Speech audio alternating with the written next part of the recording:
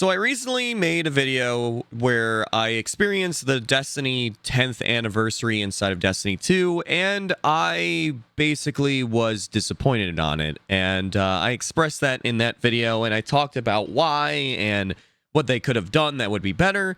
But I wanted to make this video on just focusing on the talking points of the 10th anniversary and just how I feel about it, what I think that they could have done to do better, and just kind of respond to any of the criticism about me being disappointed on it as well, because I get that there is people that are genuinely just tired of the negativity, and I understand that point. But I think that that problem is more lines of like just seeing so much like bad stuff about Destiny that then when you see me doing it, it just adds into that mold instead of like basically separating me from like channels that are just spamming just constant negativity about Destiny, when most of the time I'm pretty positive and I'm just having fun with the game. But in this case, I'm trying to be critical about an experience that I'm not really having a great time with, and it's disappointing because you think about the things that they could have done instead, and more importantly, you realize that, yeah, one of the big problems that Destiny continues to have is not having new players want to play the game or players come back to the game, and that's why people are screaming for a Destiny 3, because it's a fresh start.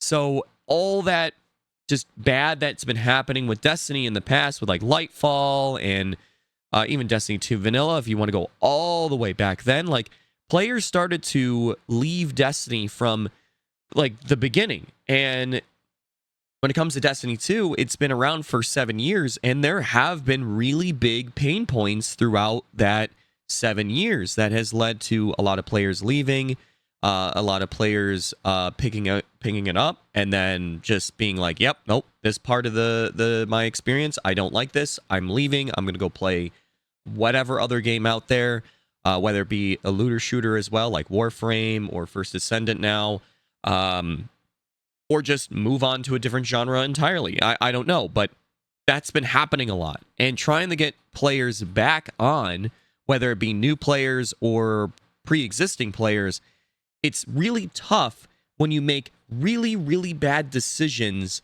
or very bland decisions that the current player base is not liking, that makes the people looking in like almost through like a window from the outside, like just peeking through the experience and being like, wow, yeah, I don't want to do that. And that's what makes me disappointed, because I want Destiny to thrive. So whenever I'm sharing my opinions about stuff, it's because I want the game to do better.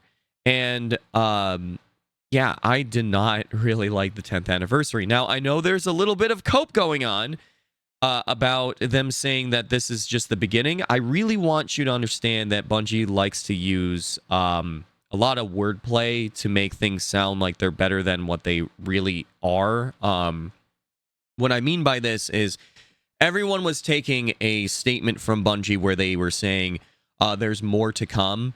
And then right after, though, they start talking about the key art with Icebreaker, basically, and then say, oh, more details to come. I think that the wordplay there that people were confused on was them saying there's more. And in reality, Bungie means the Icebreaker. They don't mean that we're going to get D1 maps or like crazy D1 related things, or the Red War campaign coming back within like the year or something like that. I think that it's more lines them just talking about the Icebreaker inside the dungeon, and that's it. Granted, I could be wrong, and I hope I'm wrong, but even then, if this is the start of the 10th anniversary, that is not a sprint.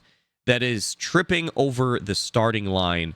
And then at that point, it's just, well, what?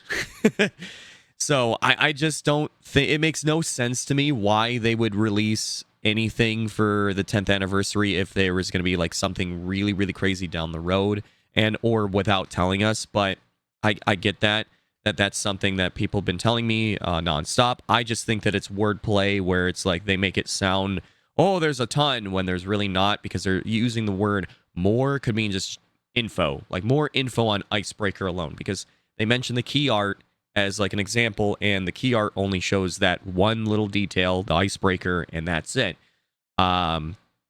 So yeah, I understand that point. I hope I'm wrong. Again, I hope that they do more, but I understand that point. The other one is that people keep mentioning the layoffs. Listen, I'm trying to have a conversation when it comes to this stuff, and whenever I start seeing the same things, like to just kind of disconnect from the conversation, one being, oh, let's mention the layoffs. Why did the layoffs even happen in the first place, fellas? Why did it happen? It doesn't. It's not really hard to figure that out. It's leadership making poor decisions. It's just the game not doing what we like would expect them to be doing that would make the game fun for all of us. And yeah, that's why, like, and it sucks because it's all on the higher end. And that's why whenever I be critical on things, I'm not talking to like the one dev sitting at their day job making a chair 3D model inside of Destiny. I'm not talking to them. I'm talking to the leadership. I'm letting them know, hey, yeah, this is not good.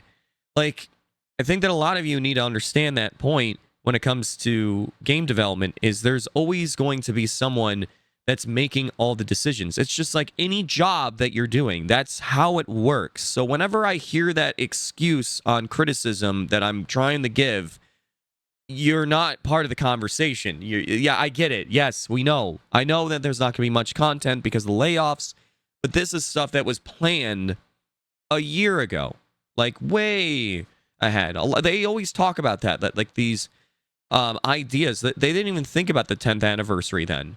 If this is something that they just thought off the bat right now or like a couple months ago. So yeah, it would probably been during the layoffs, but they should have been thinking about something years ago for a 10th anniversary, because that would keep, again, just like the episodes, it would just keep the ball rolling after Final Shape. But that's the problem, is Final Shape was like really rolling and getting people like really interested in, and their people's like from the outside were like, oh, maybe Destiny's back. But then the episode happened and the ball stopped rolling, and that sucks. That's what happens a lot when it comes to Destiny. There's like a really, really high point, and it's so quick to a low point that it really didn't make much of a difference on those things that I mentioned in the beginning.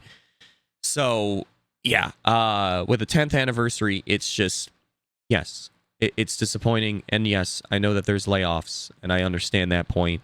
But that's not going to stop me from giving criticism, because again, this is for the leadership to understand.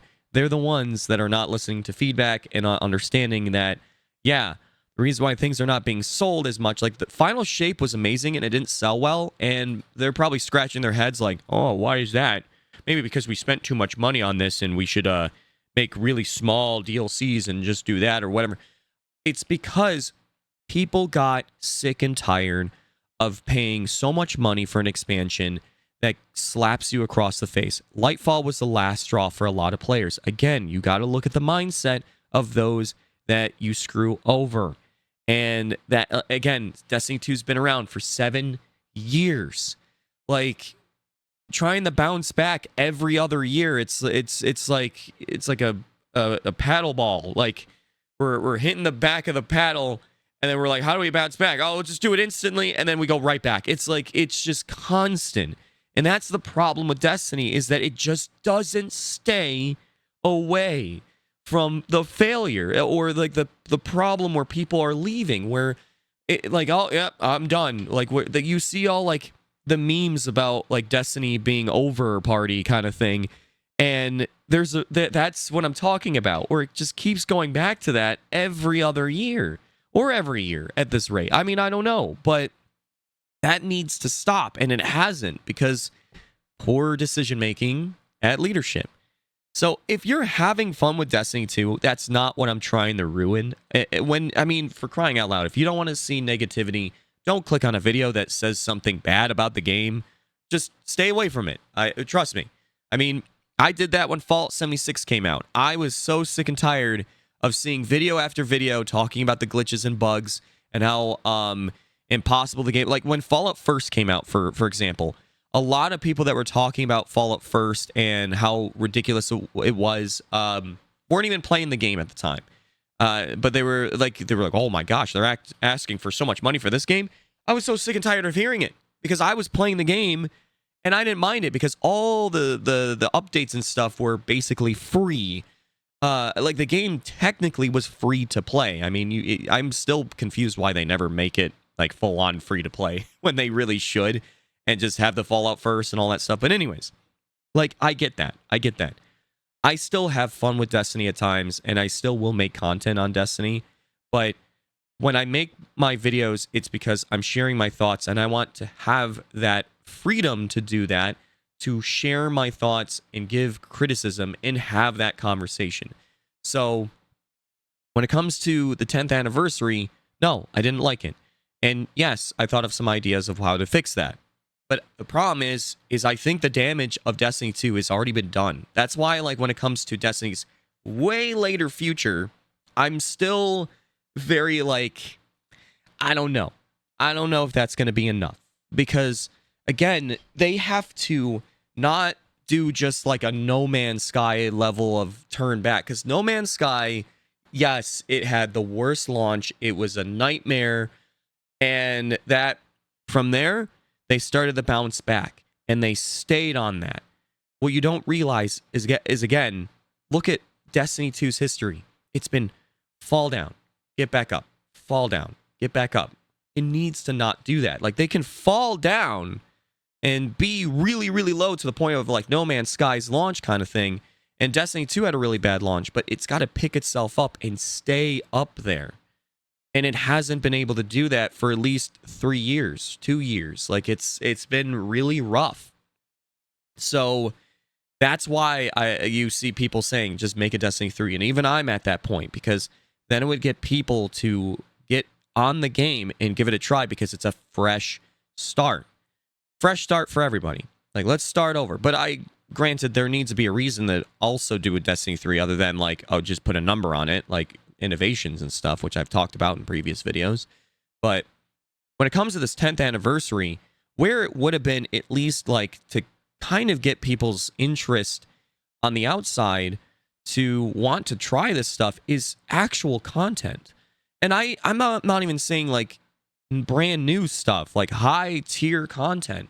I talked about this in the video. Like, what if they took the Skywatch meme of doing the loot cave grind basically with this Triumph, and they turned it into an Onslaught map.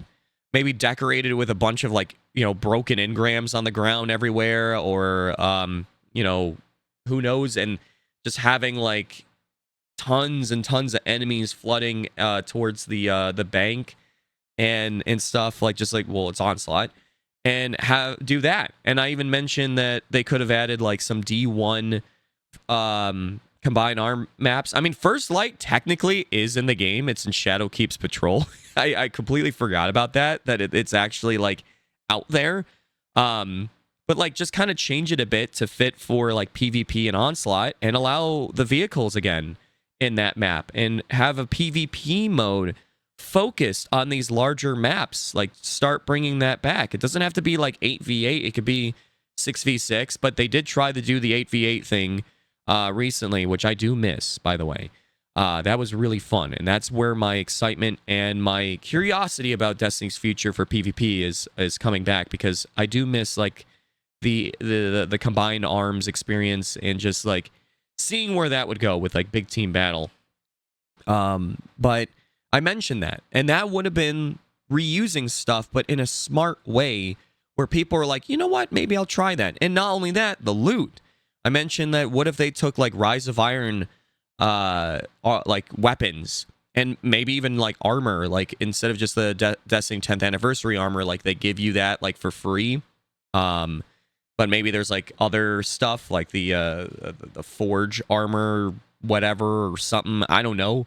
I don't know what's not in the game anymore at this rate, like, from Destiny 1. But there are some weapons, like the Rise of Iron weapons are not in Destiny 2, a decent amount of them. But there's still, like, a decent amount of weapons that are from Destiny 1 that I think, like, the LDR is not in Destiny 2, so they could bring that forward as a loot drop and have that part of Onslaught. Like, the same format of Onslaught, but now with another loot pool of weapons. And it doesn't have to be just Destiny 1 weapons.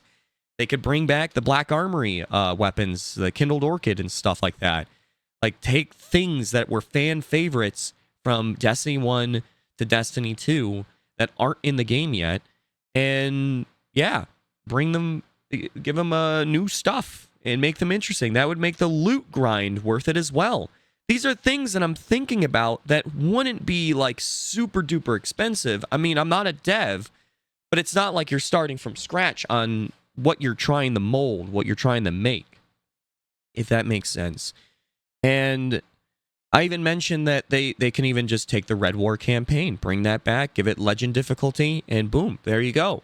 Like the same thing. And then if you go through the whole experience, you get the armor set, or maybe you get random rolls as well, like of certain weapons, some classic weapons from D2 or D1.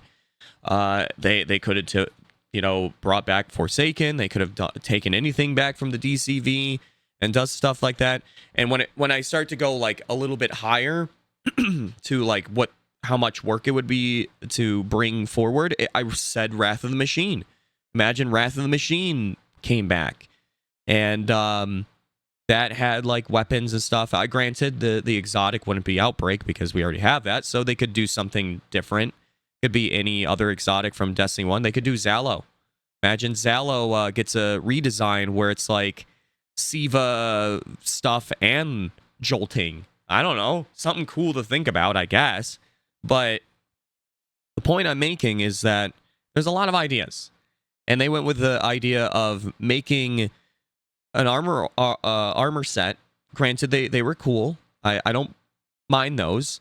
But then the title and having chores with it that they're boring. They're not fun. I don't feel like I became legend. It feels like I became done with the title.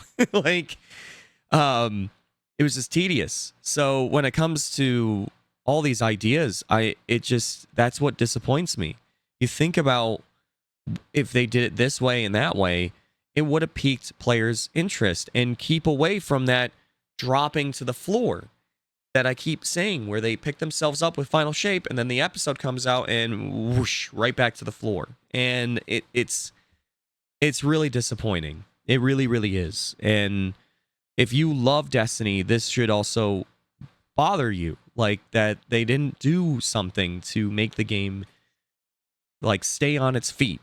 So, or pick itself back up, like I said, after the episode. And it's just, yeah. And if you want to talk about like larger stuff, they could have done like new stuff, like how they did with the 30th anniversary with the dares. Like they could have had another like experience that is like Destiny 1.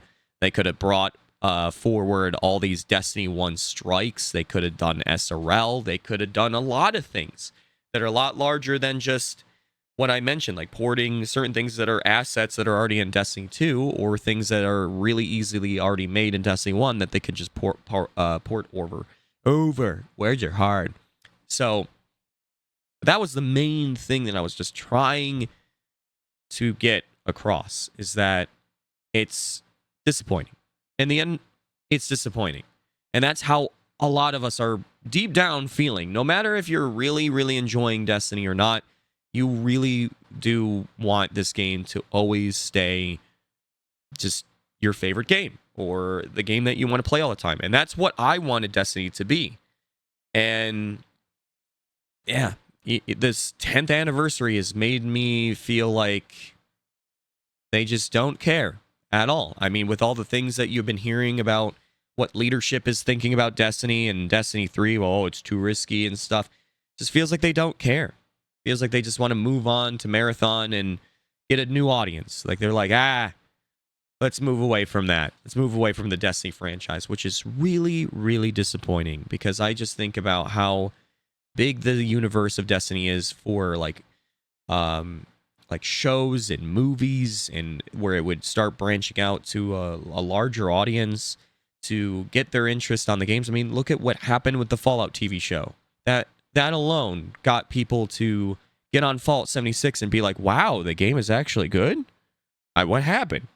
Like, that's what I mean. So, at the end of the day, I hope for the future, unintended. So, I want to know your thoughts in the comments down below. Like, what idea for the 10th anniversary would you like to see? Like, what would get you to play Destiny on a 10th anniversary kind of thing? Like, what anything that I mentioned or didn't mention, just let me know in the comments down below. But anyways, thank you so much for listening. I hope you have a chibi-tastic day, night, evening, wherever you are, and I'll see you in the next video. Chibi out.